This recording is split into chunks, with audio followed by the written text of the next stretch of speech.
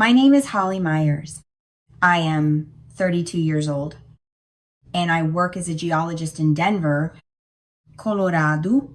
I spend my days analyzing dirt, rocks, and subterranean structures. I look at what is beneath the surface because the surface rarely tells you the whole truth. It is funny how perfectly that applies to my family. 3 months ago, my parents sold my grandfather's ranch in Enid, Oklahoma for $600,000. Ling, ling, ling. They took that money, split it right down the middle with my older brother Garrett, and they didn't even bother to tell me until the ink was already drying on the contract. When I finally confronted them, they looked me right in the virtual eye over a phone call and told me that Grandpa didn't leave a will. They said there was absolutely nothing left for me. But here is the thing about my parents and my brother. They were so focused on cashing out, so eager to take the money and run, that they didn't check what was underneath their own feet, because my grandfather did leave a will. And in that will, he made a very specific, very intentional legal move. He separated the mineral rights from the surface property before he died.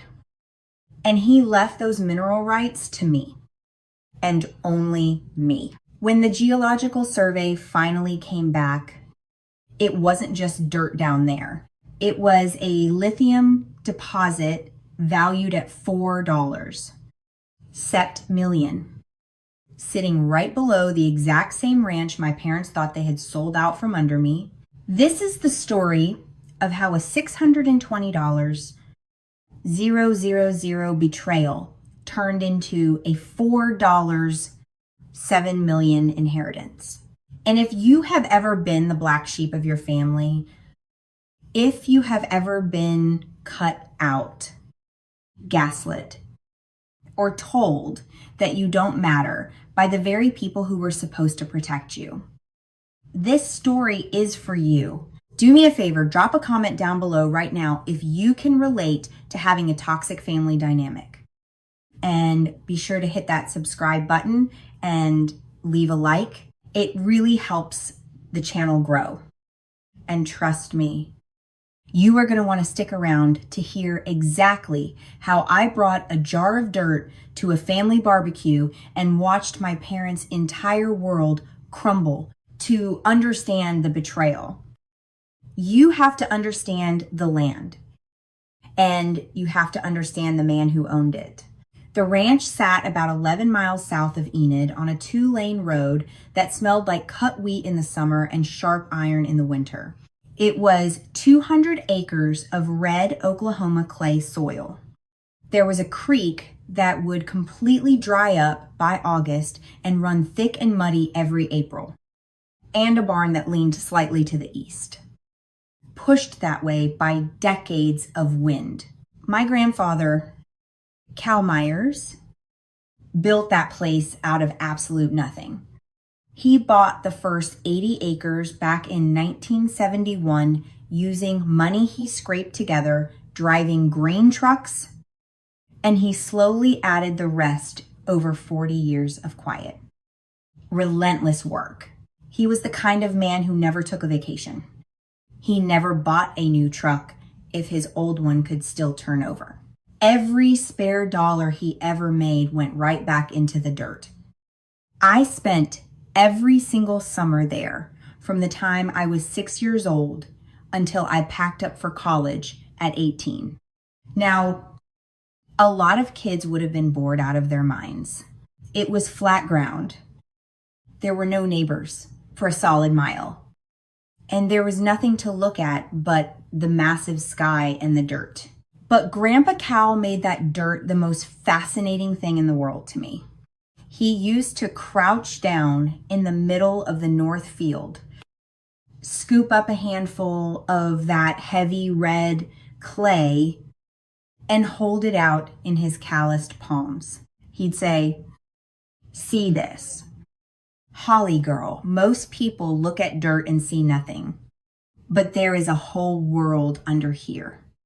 I would dig my fingers into the soil until the red clay packed tight under my fingernails. And I loved that the stain would last for days. While I was out there sorting rocks by their color and grain size with Grandpa, my brother Garrett was in the yard playing football.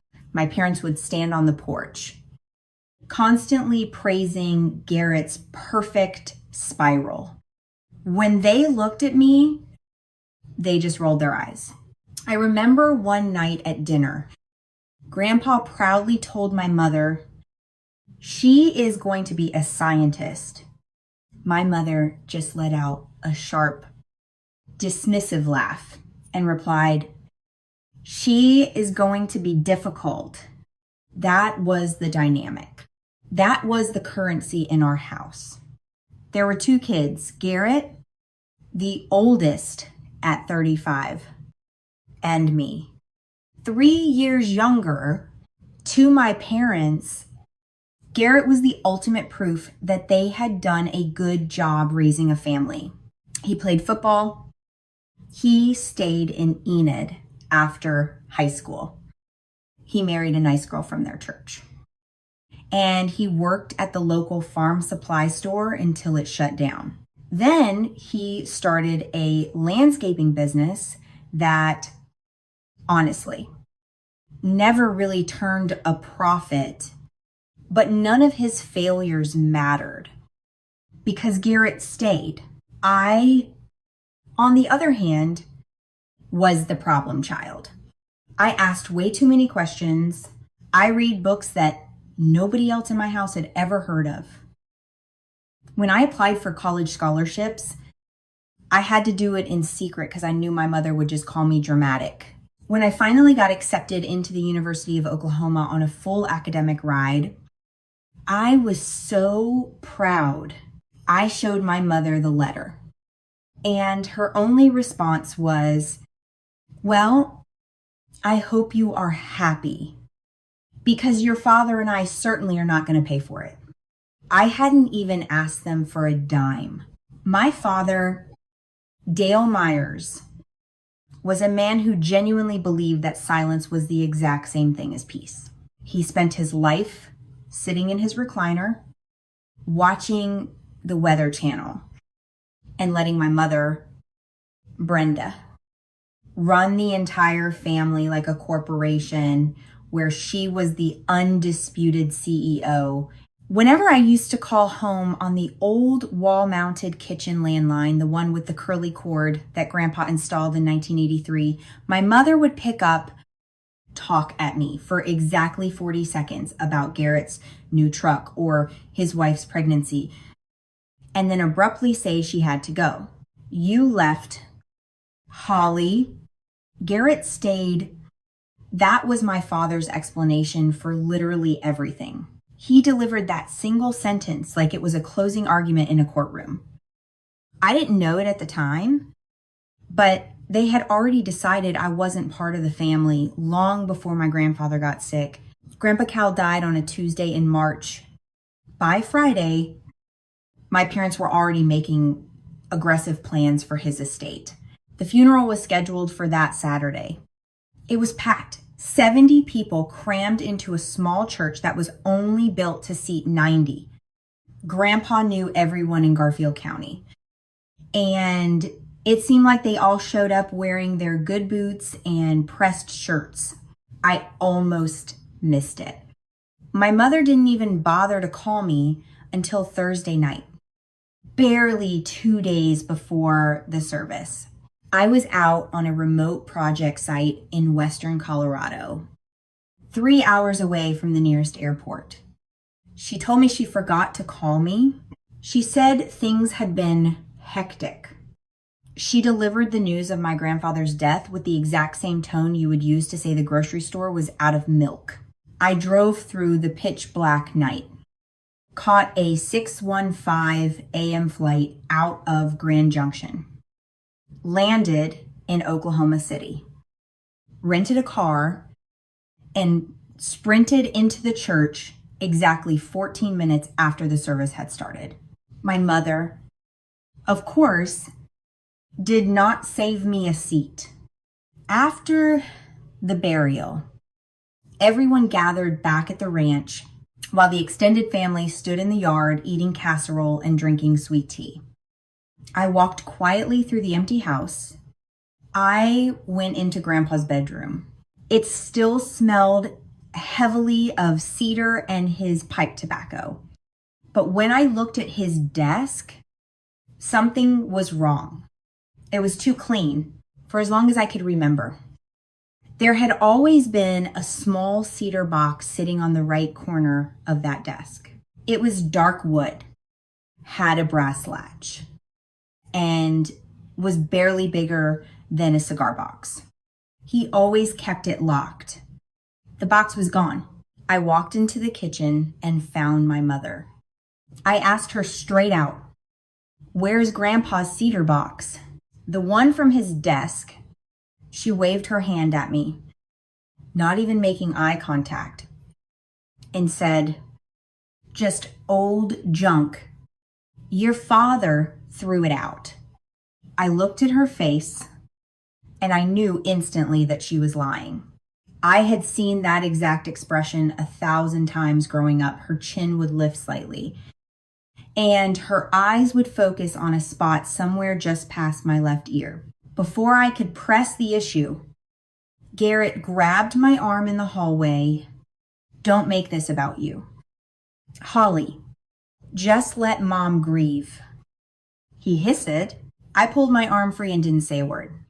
I knew something was incredibly wrong. 3 weeks after the funeral, my phone rang at 7:42 inches the morning. I was in my apartment in Denver. It was my mother. She never accounted for the time difference. "Holly, I need to tell you something about your grandfather's estate." She said. I set my coffee mug down on the counter. "Okay." I said, "Your grandfather didn't leave a will." "Holly, there's nothing for you." She told me, her voice was entirely flat, like she was reading a fast food receipt. "The ranch is going to be sold. Your father and I need the money. Our roof has been leaking for 2 years and we cannot afford to fix it. Garrett needs the money. His business has been struggling and he has the kids to think about. You have your fancy job in Denver. You will be fine." I just stood there, staring at the wall of my apartment. I looked at my framed geological map of Colorado. My bookshelf stuffed with heavy field manuals the entire life. I had built completely from scratch without a single dollar of help from them. "Shouldn't we all discuss this?" I asked softly. "Garrett and I are his grandchildren. The ranch was Grandpa's life. There is nothing to discuss." She snapped. "You are not here. You have not been here for years." And with that, she hung up on me. I pressed my thumb into the hard edge of my kitchen counter until it physically hurt. I wasn't doing it because I was sad. I was doing it because, with the absolute certainty of a scientist who has read thousands of soil samples over the last 10 years, I knew my mother was lying. My grandfather was one of the most meticulous human beings on earth. He labeled every single glass jar in his workshop. He kept every receipt in a shoebox, perfectly sorted by month and year. Dating back to 1978, he filed his own taxes by hand until he was 80 years old. A man like that does absolutely not die without a will. I sat in silence for quarant minutes. Then I opened my laptop and logged into the Garfield County Public Records database. It only took me 11 minutes to find the real estate listing. There it was, 200 acres, Garfield County, Oklahoma, farmhouse, in barn, creek frontage, well water, listed at 620 Lane. The listing had already been active for 6 days. I immediately pulled up the comparable sales for the surrounding area. 200 acres of prime agricultural land in that county averaged between $750. 000 to $850. Lin. My parents had deliberately priced the ranch nearly $200. 000 below market value. They were fire selling my grandfather's legacy. They wanted it gone fast. Before anyone, specifically me, could start asking questions, I picked up my phone and called my brother Garrett. Did Grandpa really not leave a will? I asked him. His voice immediately went tight and defensive. Mom said no. Why are you always like this? Holly, why do you always have to make things complicated? I am asking a simple question. Garrett, I replied. Mom handled the estate stuff. Talk to her if you have a problem, he shot back. And then he hung up on me. I turned my attention back to the real estate listing on my screen. I started reading the fine print. And then I saw it, 2 words, buried, under the property details section in a font so incredibly small it was practically a footnote. Surface rights only. I read those words 3 times. Then a 4th time. Then I slowly leaned back in my desk chair and just stared up at the ceiling. In my line of work, surface rights only means one very specific, very massive thing. It means that someone at some point in time legally separated the mineral rights from the surface rights. It means that whoever is buying that property gets the house, the leaning barn, the fields, and the muddy creek. They get everything you can see with your eyes, but they do not get a single grain of whatever is underneath the dirt. The next morning, I went back into the county portal and paid $8 to download the official legal filing regarding the estate. It took 4 minutes to download. It was a document called an affidavit of heirship, filed by Dale Meyers and Brenda Meyers exactly 11 days after my grandfather's funeral.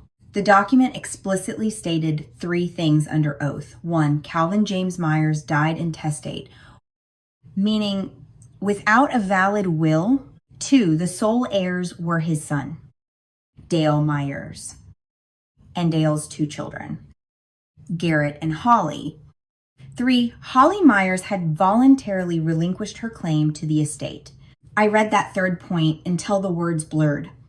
My name, my supposed relinquishment, typed out officially on a legal government document that I had never seen in my life, never signed, and never even been asked about. Voluntarily relinquished. I called my colleague at work, Renee Pham. Renee sat 2 desks away from me, holds a master's degree in environmental geology, and crucially, has a minor in pre-law. Renee, I said, trying to keep my voice steady. Hypothetical question.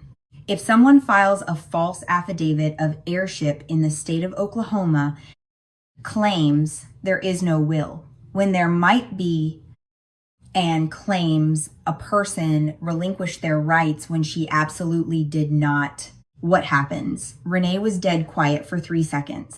That is fraud, Holly, she said firmly. That is a crime, even if it is family. Actually, especially if it is family. The court takes a very dim view of heirs lying about other heirs. In probate filings, I thanked her and hung up. I didn't bother telling her it wasn't hypothetical. I didn't call my parents. I didn't text Garrett. because if I confronted them right then, it would only give them time to cover their tracks.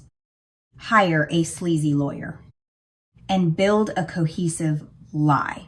I needed to find the one person who would know for a fact if my grandfather had left a will. Suddenly, a memory from when I was 15 years old hit me. I remembered Grandpa Cal mentioning a lawyer, but he specifically said it was not the family lawyer in Enid who handled all the farm insurance and local property taxes. A different lawyer in a different town. Grandpa had told me, my lawyer, not theirs. I remembered the name of the town because as a kid, it sounded like a place out of a fairy tale, Kingfisher. It was a tiny town 30 miles south of Enid with a population barely over 5. 000 people. It was exactly the kind of quiet place where an old man could keep a massive secret just by filing some papers in a different county. I opened Google and typed Martin Holloway Attorney, Kingfisher, Oklahoma. It was the first result, a one-man office right on Main Street. I called the number at 8:45 a.m. Central Time. A woman with a warm, older voice answered, probably a secretary who had been running his desk for decades. Holloway Estate Law. This is June. She said, "Hi, June. My name is Holly Meyers. I believe Mr. Holloway was my grandfather's attorney. Calvin Meyers." There were 3 agonizing seconds of silence on the line. And then her voice softened entirely. "Oh, honey," she sighed. "He has been trying to reach you for 3 months." My hands instantly went ice cold. 3 months. June explained that 2 days after the funeral, Mr. Holloway had sent a certified letter to the ranch address. It came back a week later, marked return to sender. So Mr. Holloway called the ranch phone line. A woman answered the phone. She explicitly told him that Holly Meyers had no interest in estate matters and aggressively asked him not to call that number ever again. My mother had intercepted my mail. My mother had looked a lawyer in the eye over the phone and told him I didn't care about my grandfather's final wishes. June transferred me to Martin Holloway. His voice was incredibly calm and steady. Exactly the way old lawyers sound when they have been patiently waiting for the other shoe to drop. "Miss Meyers," he said, "your grandfather left a will, and he left very specific instructions regarding you. I think you should come to my office. How soon can you get to Oklahoma? I booked the very first flight out of Denver." If you are enjoying this story so far, please take 1 second to hit that subscribe button. It means the world to me. And it helps push these stories out to other people who might need the courage to stand up to toxic family members. I landed in Oklahoma City just after 2:00 p.m. and rented a car. As I drove north on Interstate 35, watching the landscape flatten out into endless fields of red earth and cut wheat stubble, I realized I was gripping the steering wheel so hard my knuckles were pure white. I took a deep breath, loosened my hands, and pressed them flat against my thighs. I told myself to think like a scientist. This wasn't about raw emotion anymore. This was about data. I am trained to withhold all conclusions until the evidence is 100% complete. So I ran through the facts in my head like I was analyzing core samples. Fact 1, my grandfather did not die without a will. Fact 2, my parents filed a sworn affidavit claiming he did and falsely claiming I gave up my rights. Fact 3, the real estate listing said surface rights only, which absolutely requires a recorded legal deed. Fact 4, my mother intercepted the attorney's communication. The conclusion was undeniable. The surface data did not match the subsurface data. Somebody buried something. I rolled down the window as I pulled onto the state highway toward Kingfisher. The air rushing in smelled like wild grass and iron oxide. And honestly, it smelled like the truth getting closer. Just as I was parallel parking on Main Street in Kingfisher, my cell phone rang. I looked down. It was the ranch landline. The exact same phone number I had called from college dorms and laboratory benches for the last 14 years. I picked it up. Holly, it is Mom. I have good news. Her voice was dripping with a performative artificial brightness. It was the exact tone she used whenever she wanted to sound cheerful, for the record. The house closed yesterday. $620. Ling, ling, ling. Just like the listing. Your father and I are putting our share toward that beautiful lake house we have been looking at. And Garrett is finally paying off his business loans. It is just such a relief to have this all settled. She paused. She was literally waiting for me to congratulate her for stealing from me. I was sitting in a rental car 50 yards away from my grandfather's secret attorney, listening to the woman who gave birth to me brag about cashing a check built entirely on a felony. I am happy for you, I said softly. She completely mistook my calm demeanor for surrender. She had been doing that my entire life. Well, good.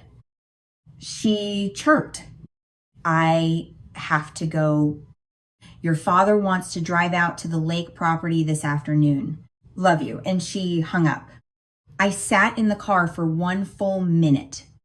Then I walked into Martin Holloway's office. The office looked like it belonged in a history museum.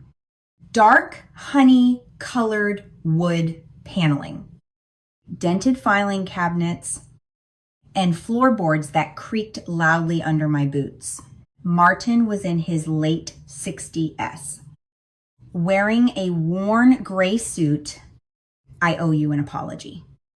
He said as soon as we shook hands, I should have pushed harder when your mother told me you weren't interested. Your grandfather was my client for 22 years. He came out here to Kingfisher specifically because he didn't want anyone in his family finding out what he was planning. I sat down in the cracked leather chair across from him. Did my grandfather leave a will? I asked. Martin smiled with the quiet patience of a man about to change someone's life. He did. Miss Meyers. He updated it 18 months before he died. He reached down behind his heavy wooden desk and pulled out an object that made my breath catch in my throat. It was the cedar box, the dark wood, the brass latch, the exact same box my mother had looked me in the eye and swore my father had thrown in the garbage.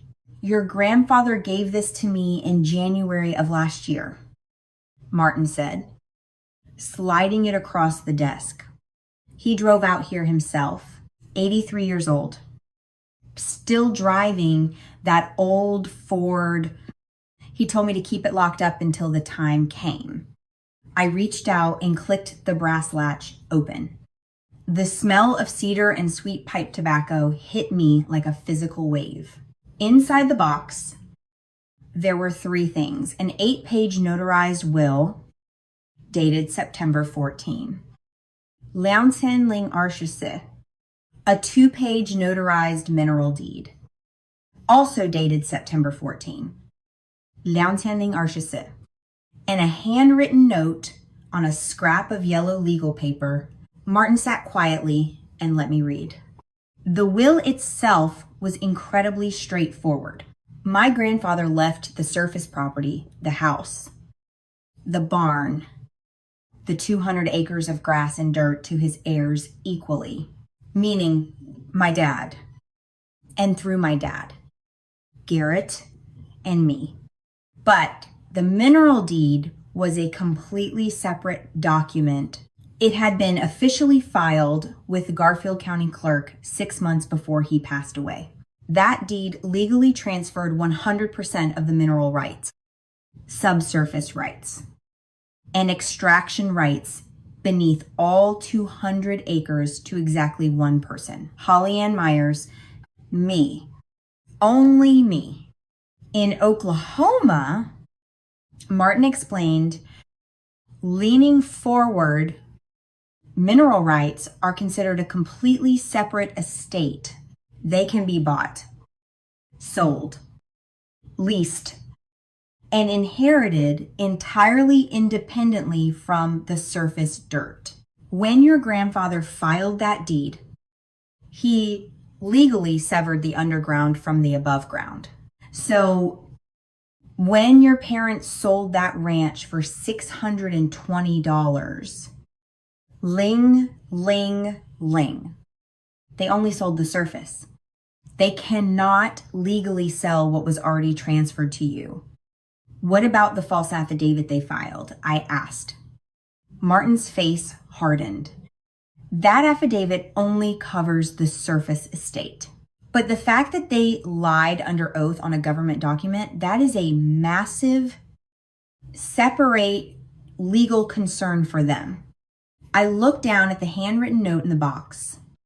My grandfather's handwriting was shaky, but the pen was pressed so hard into the yellow paper it had almost torn through.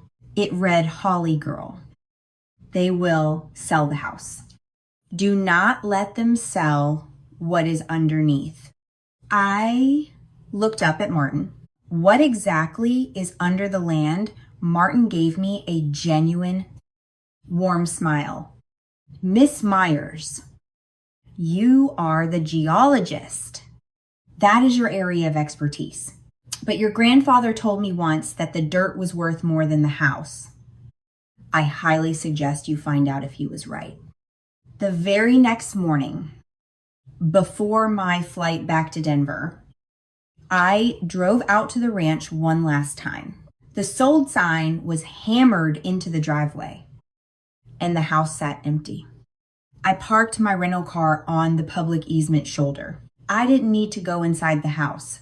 I had brought my field geology kit. I walked the perimeter of the property and used a hand auger to take core soil samples from 3 distinct locations: the dense north field, the eroded creek bed, and the southwest corner.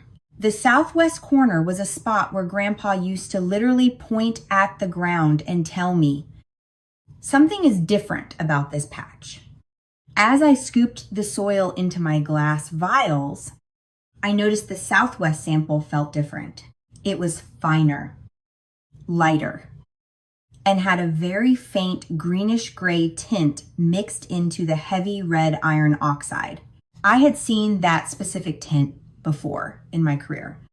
I had seen it in the lithium-bearing clay formations out in Nevada and Arkansas. I flew back to Denver and immediately handed the sealed vials to Renee. Run these through the ICP-MS full elemental analysis. I told her, flag anything in the lithium, boron, or potassium families. For the next 2 weeks, the silence from my family was deafening. Garrett texted me once, asking casually, "Hey, Holly, Mom says you haven't called." Everything good. He wasn't checking on me. He was checking to see if I had figured out I'd been robbed. I just texted back, all good. Busy with work. 3 days later, Renee called me over to her desk. She had the spectrometer readouts printed on 3 sheets of paper. The numbers were highlighted in bright yellow. Holly, she said, her voice shaking slightly. All 3 sites show elevated lithium. The north field is moderate. The creek bed is higher, but the southwest corner, Holly, the southwest corner is absolutely exceptional. I looked at the data. The lithium concentrations were 3 times higher than the regional average. The boron and potassium ratios backed it up. This wasn't a fluke. This was a massive, genuine lithium-bearing clay deposit. Renee spun her computer monitor around to show me a mapping overlay. Conservative estimate. She whispered, using current lithium carbonate pricing and standard extraction rates, $3, Whit million.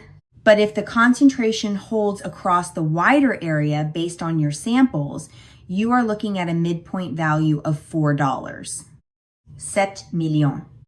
I had to sit down. The dirt that had stained my fingernails when I was a little girl, the dirt my family thought was worthless, was sitting on nearly $5 million. The next day, I hired Diane Carver, a ruthless mineral rights attorney based in Oklahoma City who specialized in split estate cases.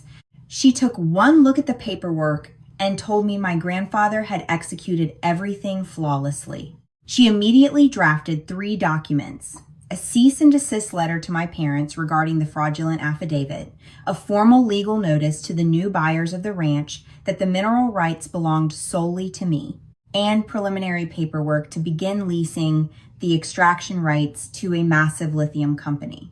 Before she hung up, Diane paused. Miss Meyers, I know you don't want to destroy your parents over this, but with all due respect, they didn't lose anything. You cannot lose what was never yours to begin with. A week later, the certified legal letters hit my parents' mailbox. I know exactly when it happened because the electronic delivery receipt pinged at 1:22 a.m. on a Wednesday. 47 minutes later, my phone exploded. Brenda called first. I let it ring. Dale called next. Voicemail. Garrett called 3 times in 12 minutes. Finally, I answered Garrett. What the hell is this?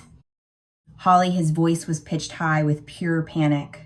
Some lawyer is saying Grandpa left a will, that the mineral rights are separate. What is going on? He did leave a will. Garrett, I said calmly. He left it with an attorney in Kingfisher, the exact same attorney Mom lied to, saying I didn't care about the estate. There was 10 seconds of dead silence. Finally, Garrett stammered. I didn't know about that. Mom handled the estate. She told you there was no will, and you didn't even question it. I interrupted.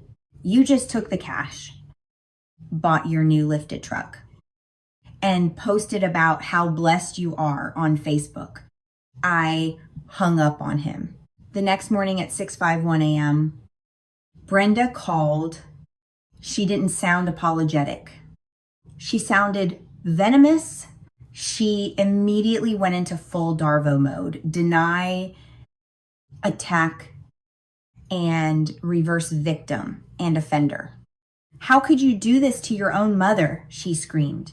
After everything I've done for you, I raised you. I fed you. I drove you to school, and you repay me with lawyers. Your grandfather was confused at the end. That will is fake. The will was notarized 18 months before he died. Mom, I replied, my voice dangerously flat. He drove himself to the lawyer. He was perfectly lucid. I am not tearing anything apart. I am enforcing a legal document. The deed is already filed with the county. It's public record. She slammed the phone down. She never even denied knowing the will existed. She just pivoted to claiming it was invalid. My father called 2 days later. He tried to play the sweet, tired old man. Holly girl, you see him using Grandpa's nickname for me to manipulate my emotions. Your mother isn't eating. She isn't sleeping. We thought we were doing the right thing. We needed the money. Holly. The roof, Garrett's loans. We couldn't wait months for a probate court. Dad, I said softly, you signed a sworn affidavit claiming I gave up my rights. You lied under oath. I understand you needed money, but you cannot sell what was never yours. How much is it worth? He finally asked, his voice shaking. The mineral stuff, $4 million.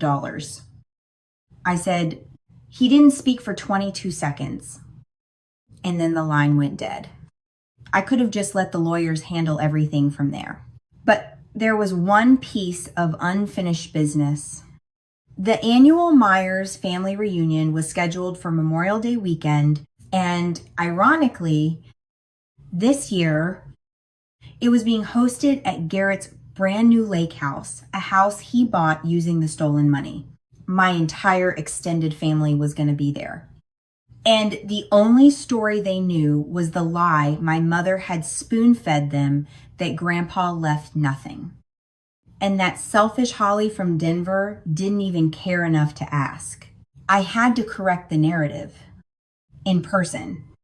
I prepared for that family reunion like I was preparing to defend a doctoral thesis. I printed 5 beautifully bound copies of the will, the mineral deed, the $4, 7 million geological report, and the fraudulent affidavit showing my parents' signatures. I highlighted the lies in bright yellow marker. I packed it all into a bag along with the old cedar box and exactly 1 glass jar filled with red Oklahoma dirt. When I pulled my rental car up to the lake house that Saturday, there were 35 relatives out on the lawn. Kids were running around barefoot. Country music was playing from a Bluetooth speaker, and the smell of charcoal smoke filled the air. When Brenda saw me walking up the driveway, she froze so hard she nearly dropped a bowl of potato salad. Dale stood up so fast, his lawn chair collapsed behind him. Garrett nervously jogged over with a beer in his hand. I didn't think you'd come. He muttered, Grandpa never missed a reunion. I said, walking past him, neither will I. I waited 2 hours. I ate a burger. I mingled with my aunts and uncles. And then I walked over to the small folding table where they had set up a single memorial candle next to a photo of Grandpa Cal. I asked for everyone's attention. The music stopped. 35 faces turned to look at me. I want to talk about Grandpa Cal. I started, my voice echoing clearly over the lawn. After Grandpa died, my parents told me he didn't leave a will. They told me there was nothing left for me. I looked directly at Brenda. Her arms were crossed tight against her chest. They sold the ranch for $620. Ling, ling, ling. And they filed a legal affidavit claiming I voluntarily gave up my rights. I did not. A collective gasp rippled through the crowd. I reached into my bag and set the dark wood cedar box on the table. I clicked the brass latch open. Grandpa did leave a will. I announced he left it with a secret attorney in Kingfisher. My mother intercepted the attorney's letters. She lied to him on the phone.